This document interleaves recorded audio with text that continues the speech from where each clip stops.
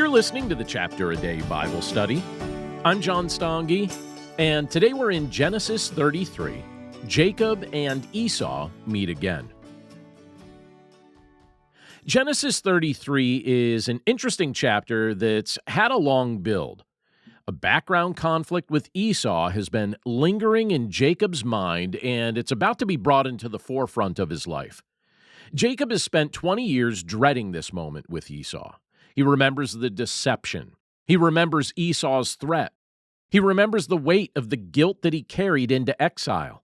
And now he's returning home with a family, with wealth, with responsibility, and a heart that's been reshaped by God's discipline and mercy. But even with all that growth, Jacob still feels vulnerable. He knows that only God can protect him. Genesis 32 showed us Jacob wrestling with the Lord, desperately clinging to him for blessing and favor.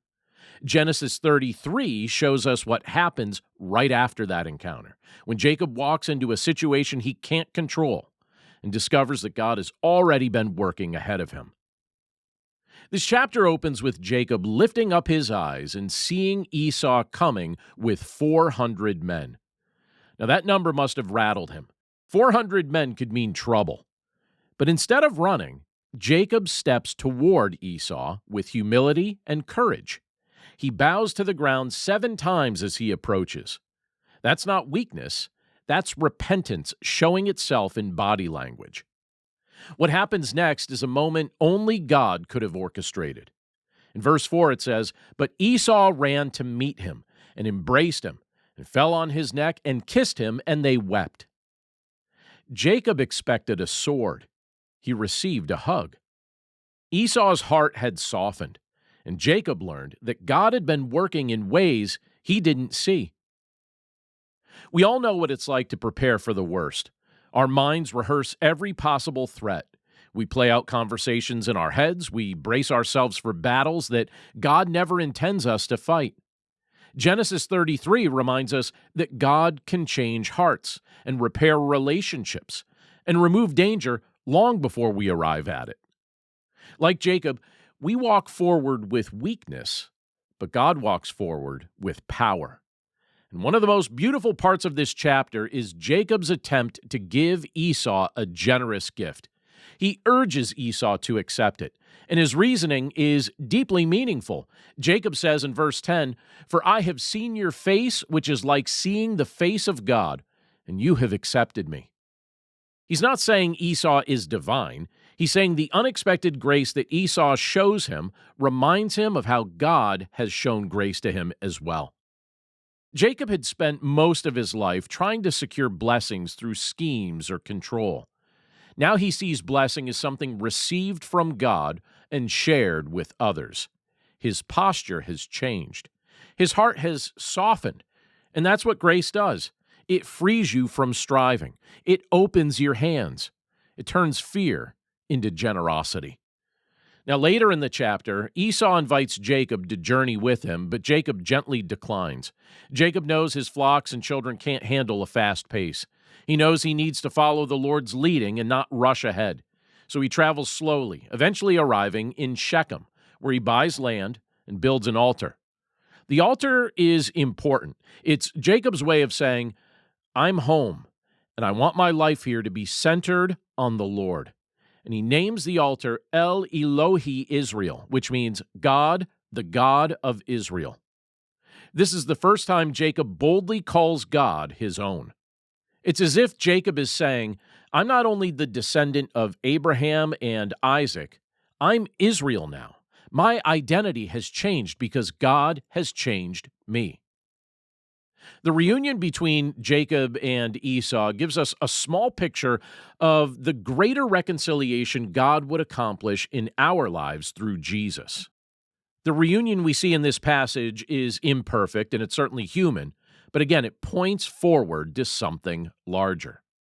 Jacob carried guilt, Esau carried anger, sin had fractured a family, and yet God stepped in to bring peace. We see that same pattern in the gospel, only in a far greater way. Humanity sinned against God. We carried guilt, shame, and fear. We pushed God away. We hid from him. But instead of meeting us with judgment, God came toward us with mercy through his Son. Jesus is the only reason reconciliation with God is possible. On the cross, he took the judgment we deserved, so that when we lift our eyes to him and see him coming toward us, we don't receive destruction. We receive grace. When Jacob says Esau's acceptance feels like seeing the face of God, he may not have understood how prophetic his words were, because in Jesus, we literally see the face of God, full of compassion and full of truth. And in Jesus, we discover that God runs toward sinners with love, not hostility. Esau ran to Jacob, but God runs even faster. And I think Genesis 33 also invites us to consider a few things personally. First, is there a fear you're carrying into the future, something unresolved, something that keeps replaying in your mind? Remember this chapter. God can work ahead of you. He can shape circumstances you can't see. He can soften hearts. You're not walking into the unknown alone. Second, is there a relationship God might be calling you to approach with humility? Maybe a difficult conversation, maybe an apology, maybe a step toward peace. Jacob bowed low, but he walked forward, and you can do the same with God's help. Third, are you willing to trust the God who reconciles? Jesus didn't just make peace possible. He brings peace to people who feel broken, guilty, or stuck in the past. He restores what sin tried to destroy. Genesis 33 shows us a moment of earthly reconciliation, but it points to the eternal reconciliation we receive through Christ. And that's the kind of grace that changes everything. Thanks again for listening to today's episode of the Chapter a Day Bible Study. For more resources to help you in your walk with Christ and your understanding of the Bible, please visit my website at BibleStudyHeadquarters.com. And if you'd like to partner with me by becoming a supporter of this ministry, you'll see a few options to do so, again, at BibleStudyHeadquarters.com or in the description of this episode.